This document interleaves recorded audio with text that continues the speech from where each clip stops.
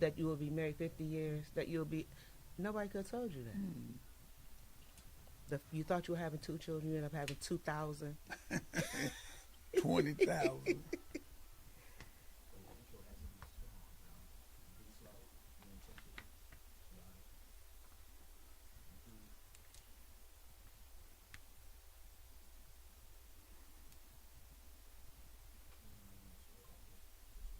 Do this live. Yeah. YouTube and Facebook. Mm.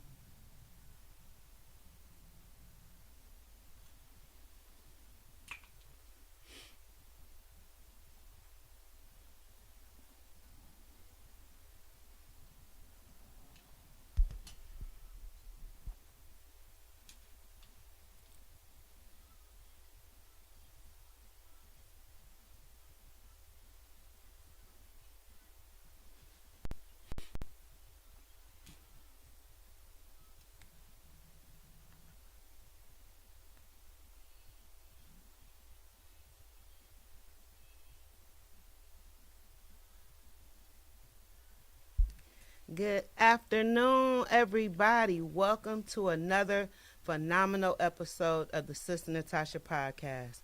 I am absolutely indeed honored and count it a privilege to have in the studio today. I know him as Uncle Ted, but I have to give you information that I'm sure some of us have heard before, but may not have absolutely had this opportunity to sit down and talk to him in a relaxed environment where we don't have fans screaming, we don't have footballs throwing, but I want to tell you he is a history maker in our community. When you mention his name, it echoes his legacy. He is a provocateur. He is an ambassador. He's an advocate in our community. He's also an icon. He's a dreamer.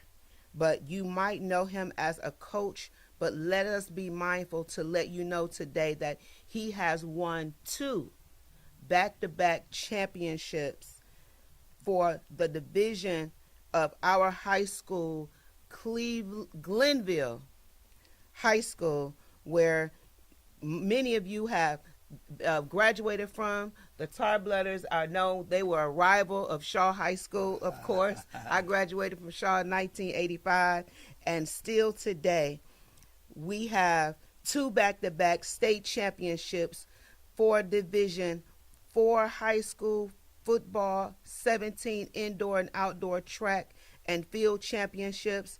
He saw a need for at-risk young men. Also, he has enriched and empowered them.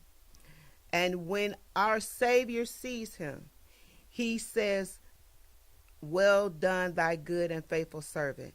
We can go on and on and on with all different type of accolades, accomplishments, but this is the man, the legend himself, Dr. Theodore Ginn Sr. You guys know him as Coach Ginn. Can we give him a round of applause for being in the studio today?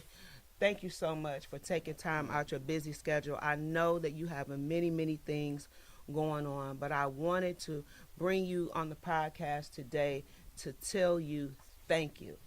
Yeah.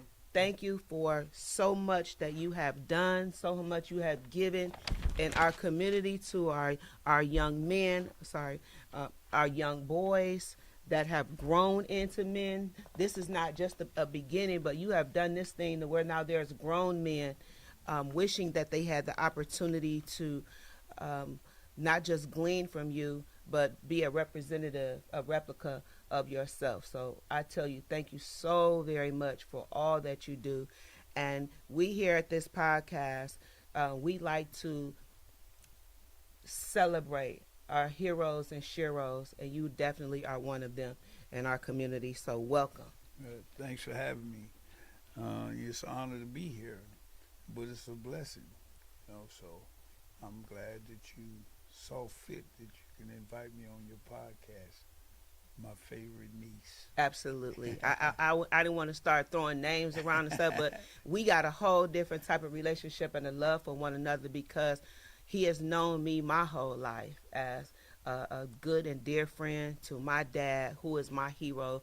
The world knows it. But tell me about some of the men in your life that had been an example to you to allow you to be able to take some of the things that you learned, and we're going to say that the game never changes Yeah. because it originated from a different Yeah. style of men, but it all reached Yeah. its full capacity. Well, a lot of the people that I can talk about, they older people. Mhm. Some of them is like over 100 years old. Yes, sir. And still One living. being, one With being. my Uncle Willie, Yes. had always encouraged me to do whatever you want and do whatever you can to help people. Mhm. Your dad is one, Mhm. Ray, Chuck. They had our places. Those Mhm. those are the kind of guys I was around. Young. Trying to be servants to the community. Mhm. Then I had to go back to my own grandfather and my father and my grandmother. Mhm. My grandmother is really the soldier. Yeah. From the South. Yeah. The mother of the church. Mhm. There's people like that always encouraged you to be somebody and be something. But you a different type. You know, women today we look and we trust that God will give us out of our singleness men after His own heart.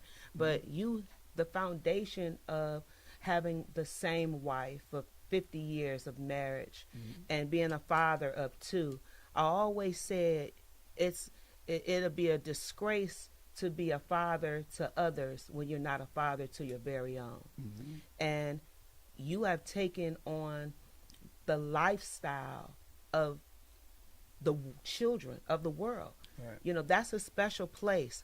Tell us how you got to Cleveland. Well, I got to Cleveland based on not wanting to come to Cleveland, first of all. Everybody's testimony. Yeah.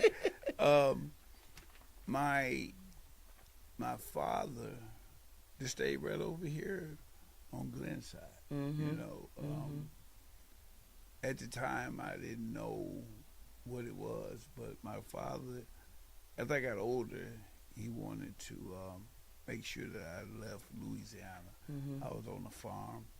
So he took my mother to court to try to bring custody so he could have me. And, all I knew was my mother and my grandmother, Mm-hmm. and I was from the South. But not understanding that at the time, didn't want to come. But I came here based on my mother and father was here. They was divorced. Mm-hmm. And he tried to get custody. So once my mother won the custody battle, I had to come to Cleveland, which kind of broke my grandmother up because that's all I knew was my grandmother and grandfather. And when I came here, I saw my grandmother die with a broken heart, because she encouraged me to come that summer. Mm-hmm. So you going up there, you know how those old people was. Go on to see if you like it. Yeah, Mm-hmm. no, they might have something for you, but I didn't know I was being tested. Mm-hmm. I thought I was just coming up for the summer because I came back and forth all the time. Mm-hmm. But this time my father sent for me. And he said, go up, they got swimming pools, they got swings. Come off the farm. Yeah, I'm off the farm, Yeah. So they probably got something for you, not knowing it was a setup, Okay. And when I went back, about a month or so later, we got this letter in court to go to court and stuff like that. And I kind of broke her heart because she, and she kind of encouraged me to go, and then she lost me. So, And grandparents play a significant role in our lives because a grandmother's love is different than mom and dad. Oh, totally. They sacrifice more. They get another chance or another opportunity to redo raising their kids a different way. Absolutely. So it was more like a practice for us. Yeah. And the reason God gave me this title for this episode, A Champion in the Rubble, because you came from Louisiana off of a farm to a city that you knew nothing about. And then you got involved and you got involved in the corporate seasoned men because you were a young man hanging around older men. Absolutely. And those older men were able to give you the value system That's right. that you have today. Can you talk about the importance of a value system and a structure for young men? Yeah, well, that's what's missing. You know, the young people really don't know how to have value because we're not teaching it. Mm-hmm. We don't know the importance of it. And really today, you can't really trust the young people because they haven't been raised properly. Mm-hmm. So you spend most of your time trying to raise them to get the game. Mm-hmm. You know, because it is the game, the value Absolutely. system. You know what I'm saying? And you can't really trust them because you got social media now. You got all this stuff that interferes with the raising and the teaching. They exposed to too much stuff. You understand? So what you're saying, they think, oh, you don't know what you're talking about. Look here, I got the phone, and it's showing them stuff that we weren't privy to. You know, all we was privy to is what did they say out of their mouth. You understand? And you follow because we was raised with respect and structure. So you listen to the older people, and you have respect for the older people. That's done because the social media is teaching that you don't have to have it. How did you end up at Glenville? Well, my mother, we stayed on 123rd. We stayed on 129th in Arlington. And, it took me till I was 60 years old. I was a house jumper. Never knew that. Never knew what it was. No, because my mother really couldn't afford Yeah. to stay where we Yeah. stayed. And until I got 60 years old, I said, Now we get it.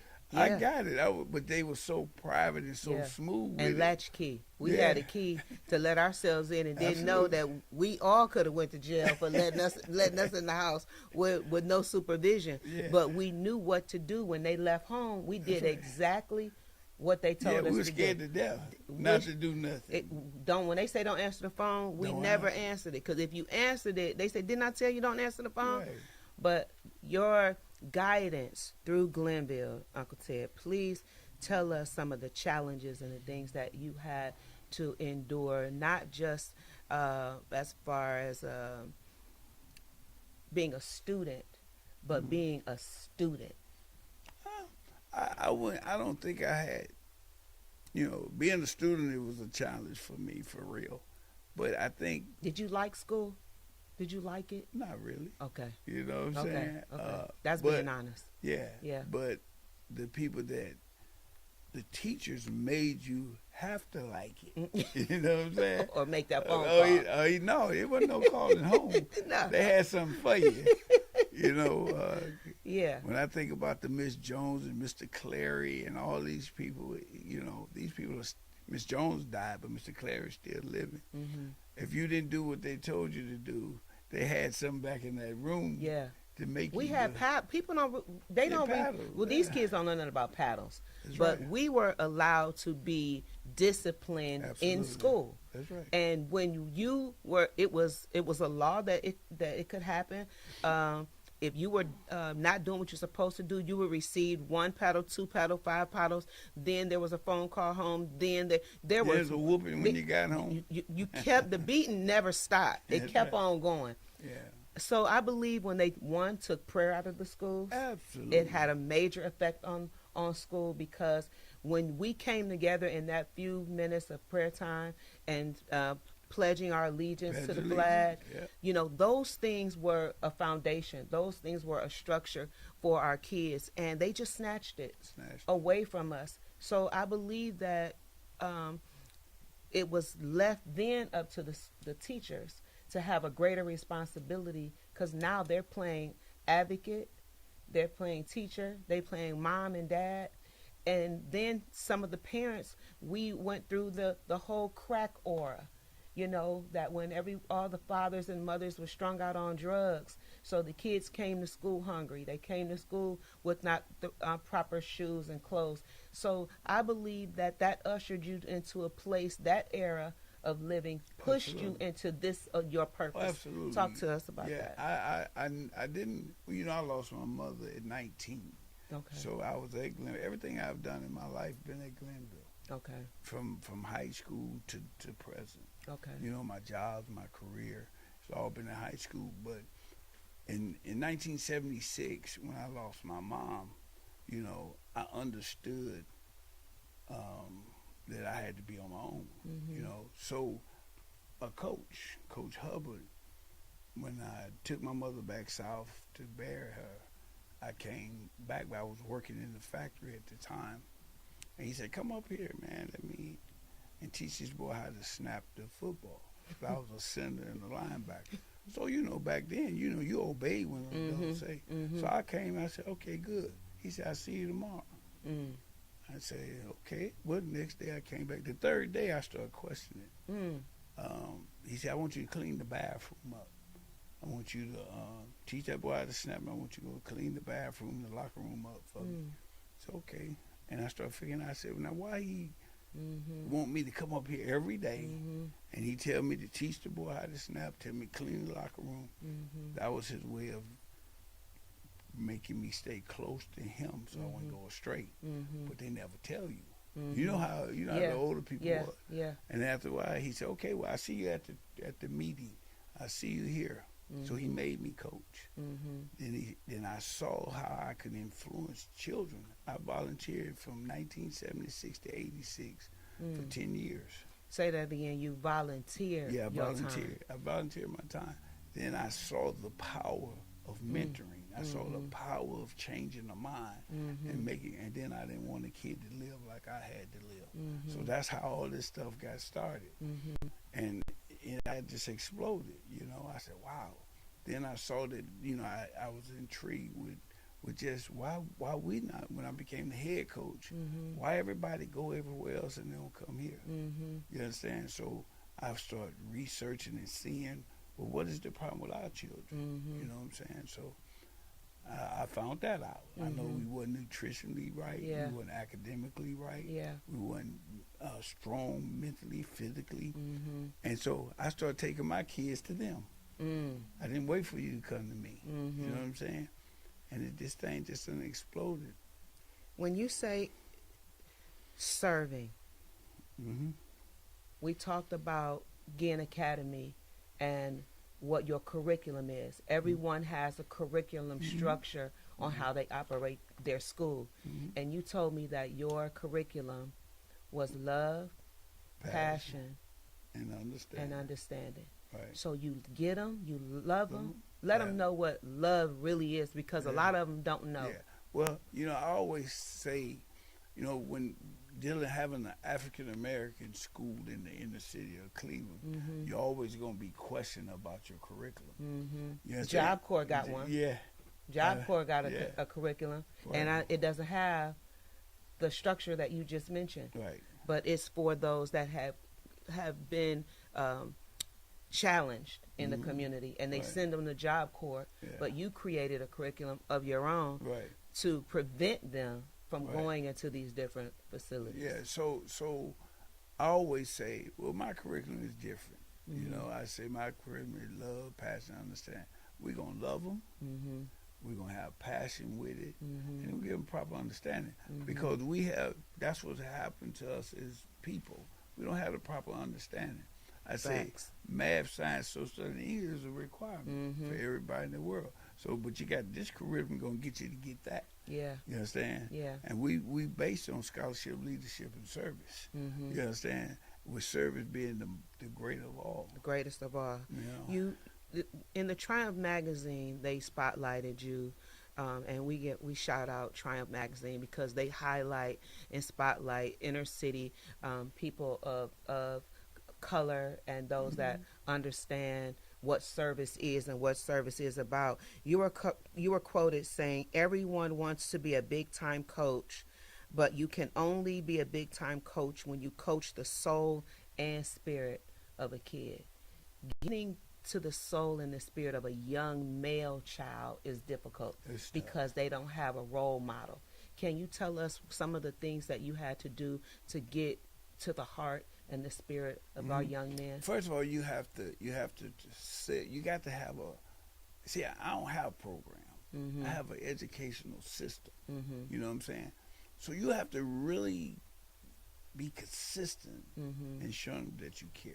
Mm-hmm. You know, you can't. You're gonna get tired. Mm-hmm. But the thing of being consistent, tell them that I love you. Mm. I love you. Mm. You understand? They don't know how to receive that because nobody's telling them that Y'all walk around telling young men in school that y'all love them all day? all day long. Wow. You understand? And, Wow. and we have to do that. Wow. You understand? And then we got to teach them Wow. the spirit. You only who you are because of a higher power. Wow. You know what I'm saying? Your gift of what you think it is not yours. Wow. God gave it to you. You know, Wow. we have fellowship of Christian athletes every week, every day. I do my own chapel. Mm. You know what I'm saying? So, Mm.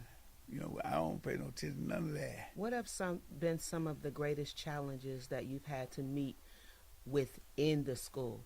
Things that you may have had to break up or intercede or say, we not doing that here.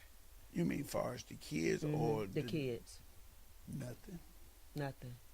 Just breaking them is a challenge every day because of what they have been faced with. Mm-hmm. We're blaming kids for how they act and stuff like that. It's our fault. Mm-hmm. You know, you can't blame a kid that's been born into this system. Mm-hmm. The system already said it. Like I told you about, it's about a slave. A slave was born a slave. You gonna blame him for being a slave? Right. He don't know nothing but Right. They slave. don't know. That's all they know. That's all they know. Mm-hmm. So it's the same thing with the kids. The kids is growing up in this type of environment. This time of society is creating this. We got to be the people and the antidote to really fight against that. Mm-hmm. You understand? Mm-hmm. You know, the cell phone raising our kids. Yeah. You know what I'm saying? What do you think our world would be like if they stripped us of social media and cell phones? Oh, the kids would be lost. Period. Yeah, I was just talking the other day about the beeper. And the quarters? And the quarters. They didn't know nothing about that. And over there on Hayton and Shaw. When we used to you have had to them ride pay up there, phones. sit in the car. Yes. And then And somebody hold said- on the phone. Somebody Yeah, waiting to waiting use to the use phone. phone. Yeah. And you still on it. Yeah. Yes. Your pager went off. Yeah. We would lose They would lose their mind. massively. Massively. Yeah, because now this thing has gotten in the way of teaching. Mm-hmm. See, we was taught how to live. We was going after something. You got to create things for the Got to children. be creative. You understand? You Yeah. know, the world is not creating nothing but how they can get more money. One of the things that I applaud you is there was a time when you weren't able to get our kids into the championships or to the games and to different. I hate to put a race card on Uncle Ted. I hate to do it, but a lot of times you had to fight racial discriminations and barriers to get our children to the place that they are today. How were you able to be so creative in doing that without actually playing the race card? Well, it haven't changed. Mm-hmm. The race card don't always think about white either. Right. It's black folks Right. that play against us. No doubt. Right. It's just like coaching football. Mm-hmm. It's just like you got to have a scheme, Mm-hmm. and the scheme got to be in a way that they don't see it coming. Mm-hmm. You know what I'm saying? So, you know, just like you got to be consistent. Consistent. That's in what you're That's trying to the do. key. See, and you think about children. When I get kids, they like 13, 14 years old. That means somebody done put their opinion in that kid Mm-hmm. for 13. You got to be a behavior analyst.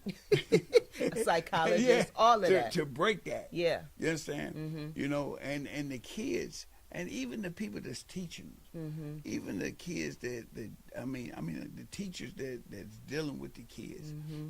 I sit down with teachers. Sometimes they say they're tired. I guess deal with coaches. They tired. Well, we pay you to be tired. Mm-hmm. Mm-hmm. You understand? And if you don't love them, you understand this is not the place for you. Mm-hmm. You know, because these are God's children, Right. and this game Mm-hmm. of dealing with young people and children is a dangerous business. Yes. I'm glad you mentioned that because they're so angry. Yeah. They get angry for reasons that we don't even understand. we talk about how they come when they come to school from home, how you just told me that you say we love you. That breaks everything down. That smashes everything right there. Because they When don't trust you, first of all. they don't trust you, but when Yeah. you tell them you love them and you show them, Yeah. you kill all of that. Yeah, but you got to be consistent in telling them that because they don't believe you. Mm-hmm. See, and then I got this thing I call the pinhole in the cup. Mm-hmm. You understand? And I have to talk to adults sometimes this way because, you know, I'm country anyway. Yeah. So they said, but didn't I tell you that yesterday? And they come back the next day with the same thing, with the same problem. Mm-hmm. And so the teachers get frustrated. Mm-hmm. And then they don't want to deal with him. He hard headed. He won't learn. He won't listen. Mm-hmm. I say, well, you got to understand. This is the pinhole in the cup. You got to fill the cup up every day. Right. When they leave our door and they Right. go home, they go back to their real world. So they got to walk down the street. They see Mhm. boarded up homes. They see empty lots. They see children that telling them that, oh, you think you're gonna be something because you go to that school? Mm-hmm. You got parents and different people that tell you the same thing, Mm-hmm. and so it leaks out. Mm-hmm. That's where the leak out comes. Mm-hmm. Then the next day they come and, it's, man, I don't believe that, cause I went home to my Mhm. real world. I don't see what you see, Right. Right. and that's what Right. it is, you know. You've had many success stories Mhm. in National Football League, such as Heisman Trophy winner, and most of all, Lil Ted. Mhm. Tell me, out of all your accomplishments, how did that make you feel with your son going to the National Football League after putting so much into other kids, that here is your own, that you allow not just to impart but to see? Well, you know, a lot of people think that your kid go to the NFL, life is great. Mm-hmm. No, it's the toughest thing I ever had to deal with, Mm. because now I got to coach all over again. Mm-hmm. You know what I'm saying? Mm-hmm. But I didn't really realize this, Tasha, until the day he said he was retiring. Mm. And I thought about all the stuff we went to get to that point after 14 years NFL, Mm-hmm. playing in high school, playing in college. And I made my son be the example for others. Mm-hmm. He did all of that for everybody else Mm. that you can achieve. Mm-hmm. And that's what it was about. Mm-hmm. And I felt I'm happy for that, for everybody else. But where can you take your child Mm-hmm. and make him be the example for thousands? Mm-hmm. What else Yeah. could it have been Yeah. that he have done? You know, Who's some of your partners in crime? Who's some of your team? Who's some of the people that make Mr. Ginn's life easier? ooh, that's a tough question. Oh my God, man, it's hard. Mm-hmm. So people ask me, who is your friends? Mm-hmm. I got people that I deal with, but A that's friend tough- is call somebody a friend in this season. yeah. It's serious. Yeah. That then rock with you, Uncle Yeah, Thee. Uncle You know, Uncle Thee is number those one. my dudes. You know. You know what I'm saying? See, I should have said your dudes then Yeah. instead of your And partners that's or an your team. everyday thing. But when you ask me that, you ask me, Yeah. who is the people that rock with you for real? Mm-hmm. Tasha, I have a lot of people. Mm-hmm. But when you really talk about it, when you ask me, that's like, Yeah. I mean, to death Yeah. do us part. Mm-hmm. Because, people can come and go. Yeah. You know what I'm saying? Sister Ginn ain't Now, Sister that's Ginn the- rocking. yeah. But then that's a whole nother game. Yeah. You know what I'm saying? Who gonna take their life and make it your life? Yeah. My wife. Mm-hmm. You know what I'm saying? Mm-hmm. So it's a lot of sacrifice. You know what I'm Mhm. saying? So to help other people, and then sometimes you get knocked down because you helping. Yeah. People walking all over you. Absolutely. You know what I'm saying? Absolutely. And nobody sees that. Mhm. Nobody sees those lonely nights, Mm-hmm. those crying moments Mm-hmm. for somebody else. Mm-hmm. You know what I'm saying? And then people sit up in front of you and go, well, that Mm. ain't nothing. And They you don't done know. cried all night for somebody else's child. But to have a wife that you've been Oh, married to man. for 50 years is big, Uncle Big. Ted, because she does it gracefully. Oh, yeah. You know, she does it with such grace that you would never think Mm-hmm. she has had an ill way or ill Mm-hmm. feeling or emotion, but she's sharing you with so many many different people. other people, and so many that she know mean you no good. That's number one. Yeah, She gonna be the man, first come person to on say, now. now that Negro right there That's don't right. mean you no good. Yeah. This one is a keeper, this one is a separator, this one is a divider. But to do it with such grace, I watched her from afar Mm-hmm. to say, if she is an example of what it is, humility and sacrifice, and then got to clock out and can clock out, you know, when she have to clock out. Mm-hmm. But to keep her arm against your arm and her hand in your back is a blessing. Oh, man, it's a blessing, but it's a hell of a sacrifice. Yeah. You know, all that stuff look easy, but it's Mhm. not. Mhm. You know, I hear it. You know what Yeah. I'm saying? Yeah. I've been through with everything I ever went through. And sometimes, you know, being a servant, you know, you think about that too. Mhm. You know, look, I made my son, I made my Mhm. wife, I made Mhm. my daughter, I made all these people sacrifice for me to help other people. Mhm. You understand? And, But you guys win as a family. Oh, no doubt. I talk about the 2-time championship. I saw you keep them where they wanted to explode and celebratory, and you was like, chill. It's gonna be a moment for that. But it took strength to do that, because that energy and that excitement of the day that they've all been waiting for, Mm-hmm. and to suppress it until it was the right time, that took skill. Oh, yeah. That took skill. Well, I practice that every day. You know, everything that I do, it's a reason, and then it's a repeated situation every day. We line up in twos every day in school, in track, in football. We don't celebrate because kids can't celebrate and concentrate At the same time. They can't do it. Mhm. I don't like all that high fiving and stuff like that, Mhm. because when you get on the field, we have to be so disciplined. Mhm. You understand? And that's how people beat us. Mhm. But it's the same thing in life. Mhm. If we're not smart and we don't be patient and poised Mhm. to seize every opportunity for success, we'll Mhm. lose, we'll miss. So, and that's the reason I tell kids and people, how can you be 15, 16 and you know everything? Know and I'm everything. 68 and I can't even, And I'm don't still can't fighting. figuring it out. You know, one of the things that I also acknowledge is that when you do something, you do it with such poise and strength, because you don't like the word no. You you don't like the word no. And I watched that from you. You have even brought opportunities to me, to whereas I had to be like, no, you go and you ask. Prime example, when you entrusted me to the restaurant, right? And you saw something in me that I need to see in myself, and you said, you can do this. But it wasn't until they took the parking away from me, and you was like, you can get that parking lot. You write a letter, and you tell them what you want to do and who you are in the community.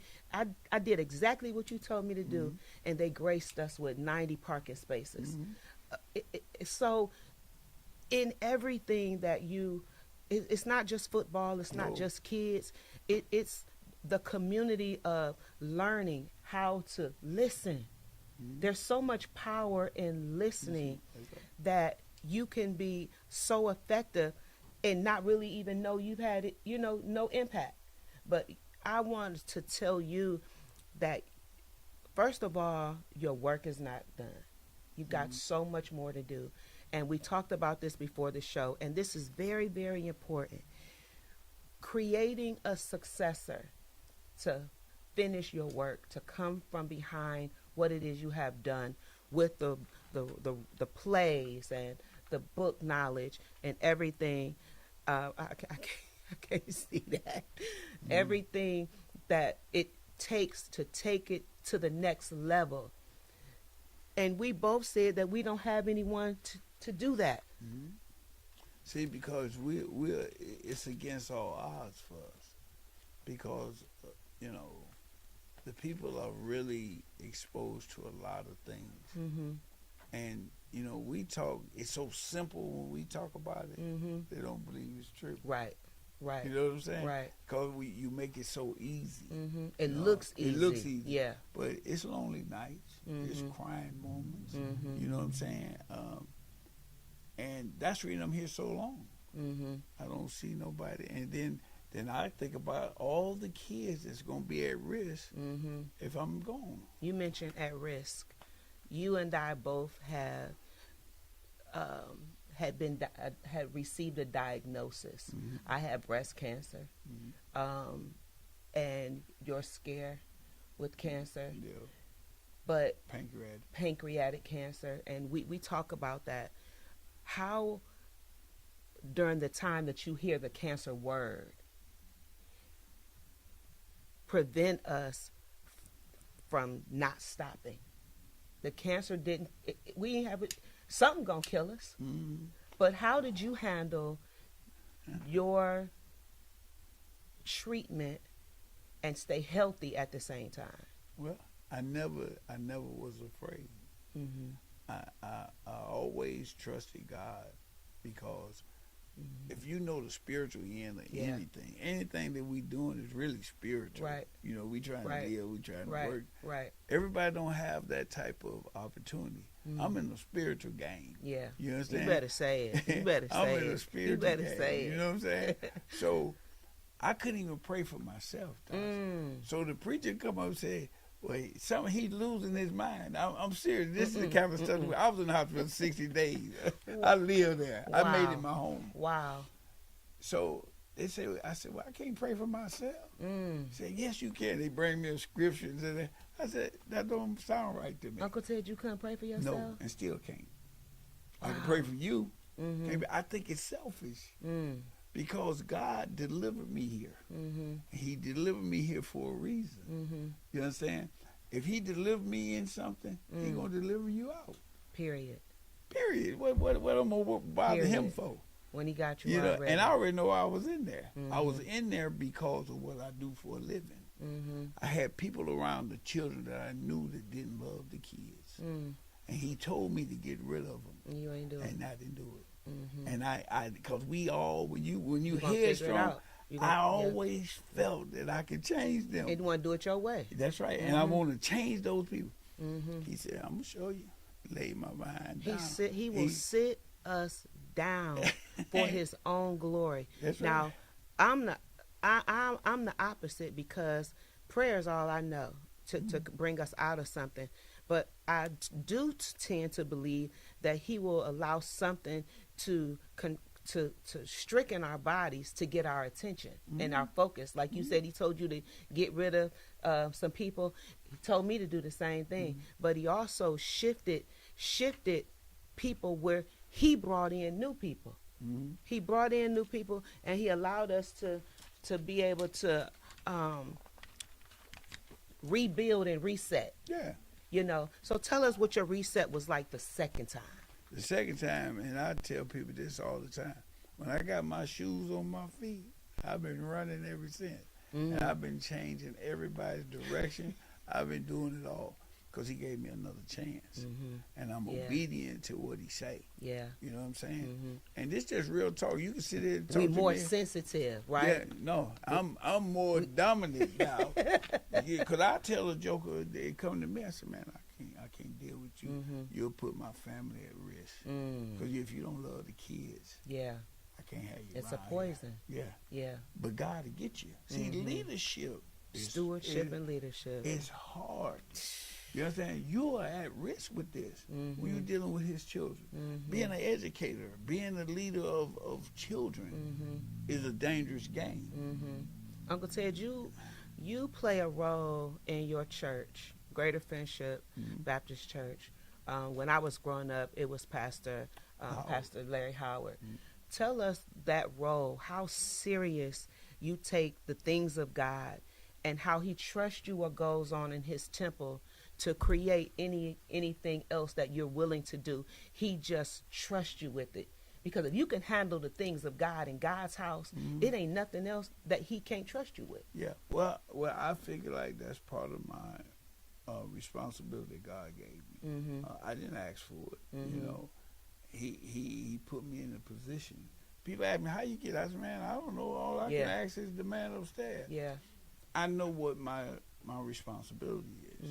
You know, I got a lot of older people in our congregation, and that's all I can concentrate What's on. your new pastor's name? Pastor Wade. Pastor Wade. Yeah. Congratulations, greater friendship on your new pastor, new direction of leadership, fresh new ideas, and starting over. My bishop passed away, Bishop Jesse Delana Ellis, and now we are redeveloping the construction of our church and, you know, the area and the direction that it's going in. And I'm grateful, first of all, to be able to live to see another era and another movement of God, even with our kids. So we want to constantly and consistently encourage what you're doing. And start, we talked about start building, and we say this on this podcast a lot, partnerships and collaborations, because we can no longer do the work ourselves.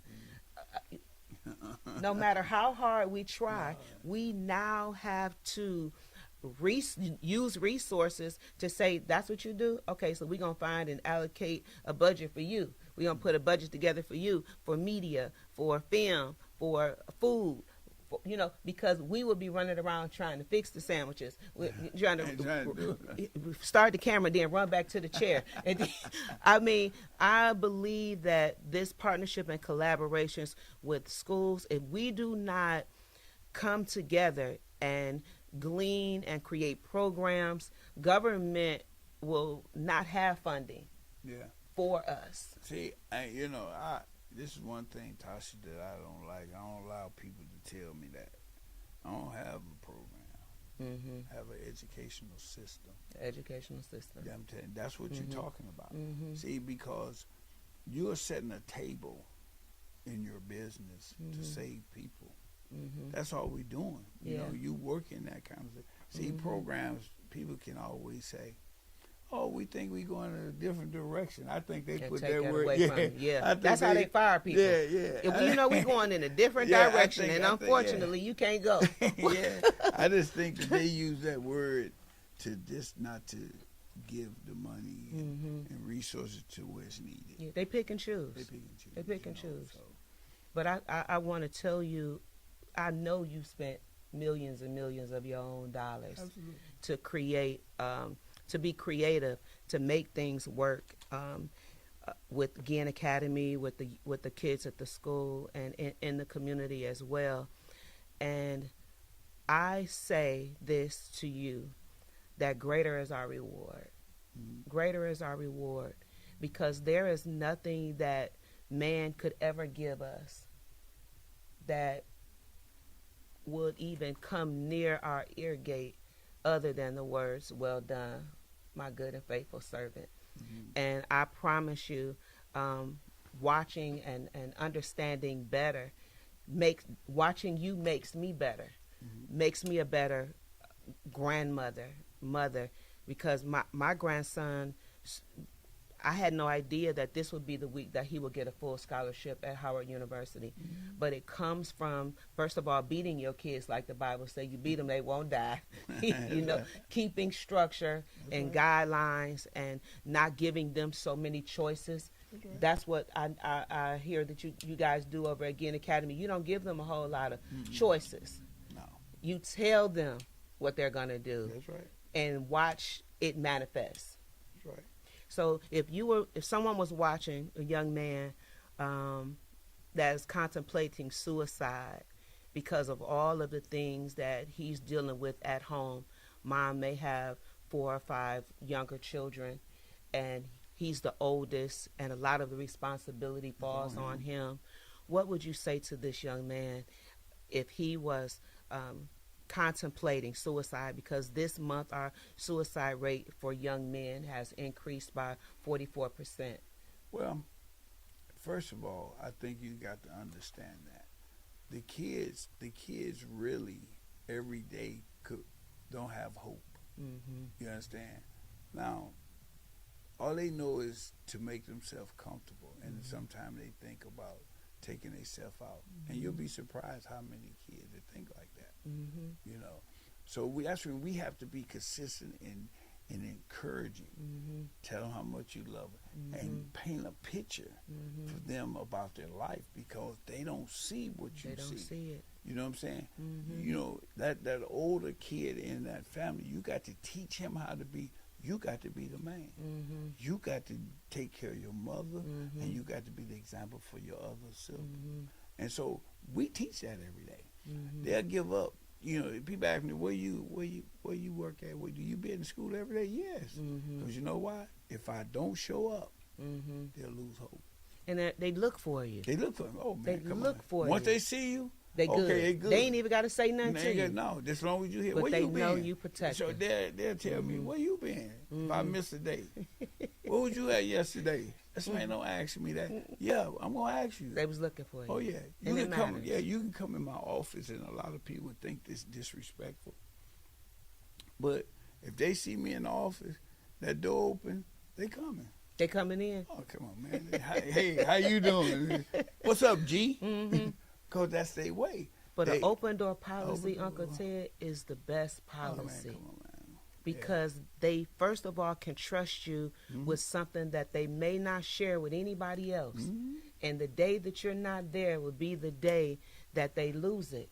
Come on now. Yeah, so it's it's crazy as it sounds. like social workers. You know, social workers take their jobs to another level because they know that it's something behind this child's behavior or something else working on this child's behalf that no one is talking about, no one has yet tapped into. So there are many outlets. Some children choose music, some children choose athletics, some children choose to cook, some children create their own clothing lines, shoe lines. But talk to somebody. And if you are listening or watching this podcast, share this podcast with someone that you know are good stewards, those that are in good leadership, because all good leaders still need encouragement. Absolutely. Every day, no one knows what someone else is going through. Send it to someone just to say, hey, we see you. We recognize what you're doing. We have faith and trust you with our children. And don't give up. You don't know that one life that you touch will change many. That's right. So, Uncle Ted, thank you for coming today, and thank you for allowing yourself to be transparent with us, because many see you as now Dr. Ginn, honey. Listen, that's a whole different thing. I had no idea you graduated in December. I would have been walking around here saying I'm having Dr. Ted Ginn Sr. on the podcast today. But that is a great accomplishment, again, to say that you're never too seasoned. I ain't gonna say never too old, never too seasoned to go back and further your education, to just find some different things within yourself that you didn't know that you missed or you wanted to tap into later on. You're never too old, never too not just too old or too young, but never been through too much to get to that place that God has designed and purpose for you. And your purpose have been young men, and I'm so grateful for every life that you have touched, every young man that you have sown into, and women. and especially, but you take what, because I'm one of the women, so you definitely my business mindset and my business level has shifted from the day that you put those keys to Renee's place in my hand. I had no idea of what had in store for me, but you're absolutely right. And then it was that business that birthed another business. So the birthing process, you think you're producing or allowing one baby to be pushed out, when that baby pushes another baby and that baby pushes another baby, and it's continual. So if we didn't get anything from you today, I learned consistency. I heard consistency, that you're to be consistent in everything, in every area of our lives. Now, share something with us that we don't know for the summer. How many kids, how many young men are going to college Oh, this year? this year? Come on, somebody Oh, need to hear this. Okay, well, I had 18 out of 20 seniors that's going to college. 18 out of 20 seniors. Yeah, Ain't nobody doing that right. in the rubble. Here in the Rubble. The champions are coming In the out of hole. the rubble, out the dirt, out the mud.